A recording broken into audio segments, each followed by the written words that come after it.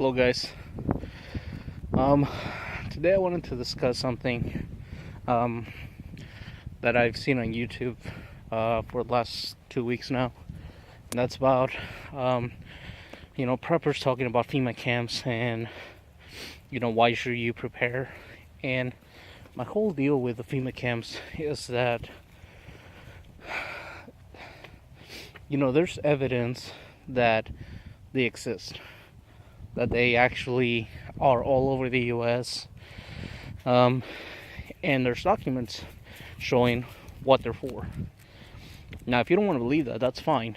The only thing that really ticks me off is people, calling preppers crazy because they think they're going to be sent to a concentration camp and whatnot. And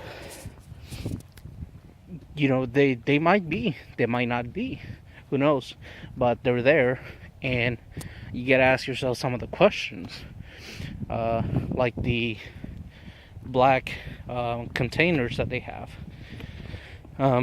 which you can fit 2 or 3 bodies in there, and I mean there's thousands of them. You gotta ask yourself, why are some of these FEMA camps right next to the railroad tracks? I mean, literally right next to it. Same like Nazi Germany. What else? The big red flag for me was, why are the FEMA camps have fenced and the barbed wire is facing inward to the FEMA camp?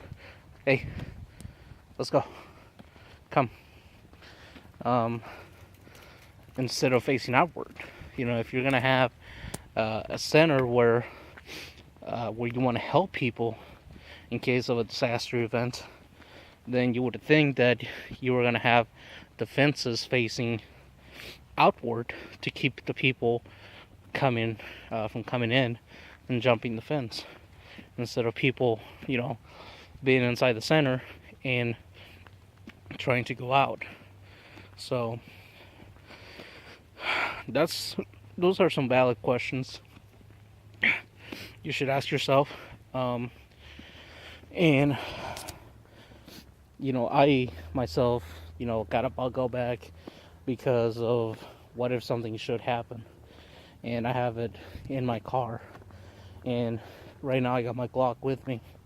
If I don't have my Glock on me, then like if I go to work, I'll have my Celtic rifle in my car, loaded. Nothing in the chamber, just loaded. Onyx, get the stick. Good boy. Let's go. What the heck is that over there? Looks like a boat. But anyways, so you should always be prepared. Do I have it on me? Yeah, I do. Let me show you guys. This right here is my Leatherman. Never leaves without me. Never leave without it. And the reason I carry it with me all the time, even when I go to work, is because something should happen. This thing is 10 times more valuable than a $100 gold coin. Because you can do so much with this multi-tool. You got the pliers, you got the knife, you got the saw, you got the screwdriver, can opener. I mean, come on, can opener. That thing is valuable. Here, sit. I gotta put your leash on. Come here. Gotcha.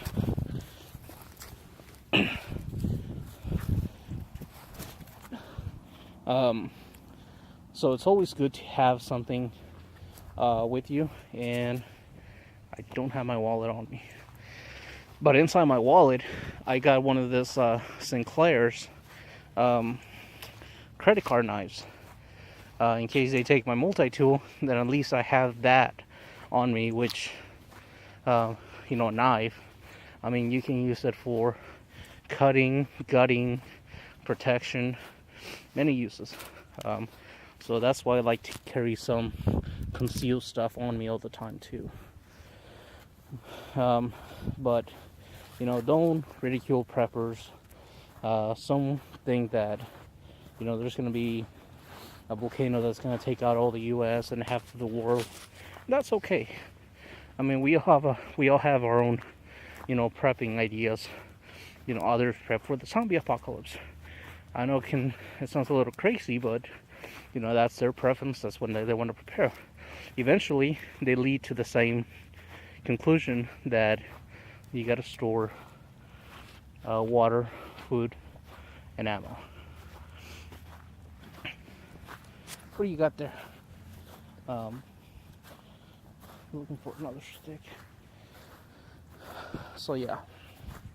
So that's my 2 takes on the FEMA camps. They might be real, they might be not. Let's go this way, Onyx. Is this yours?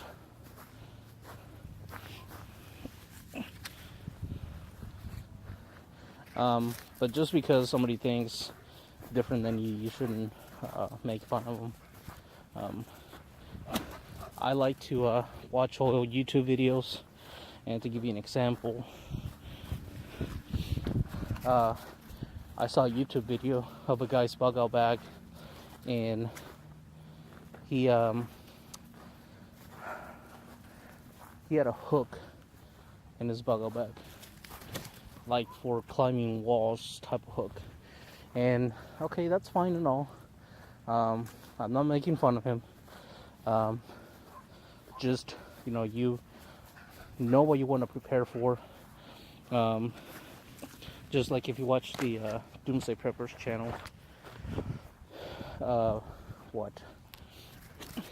least 90% of them are prepping for the same problem or the same thing, which is an economic collapse. That's what everybody is prepping for, or at least the majority of the people are. So you shouldn't, they're prepping for food, water, shelter, guns, and ammo. And that's what, if you're prepping for a volcano eruption, you're prepping for the same items. If you're prepping for a tsunami, same thing. If you're prepping for an earthquake or a natural disaster, eventually you come to the same conclusion that they're storing food, water, and ammo and guns. But with FEMA camps, my advice is know where they're at. In case something should happen, for example, you go watch a football game and they're closing some of the roads, and the roads are leading you to a certain area, then you at least want to know where the FEMA camp is. So if they send you, towards a way where there's FEMA camps, then they're sending you that way and there's something going on, especially if you don't hear nothing on the radio and whatnot.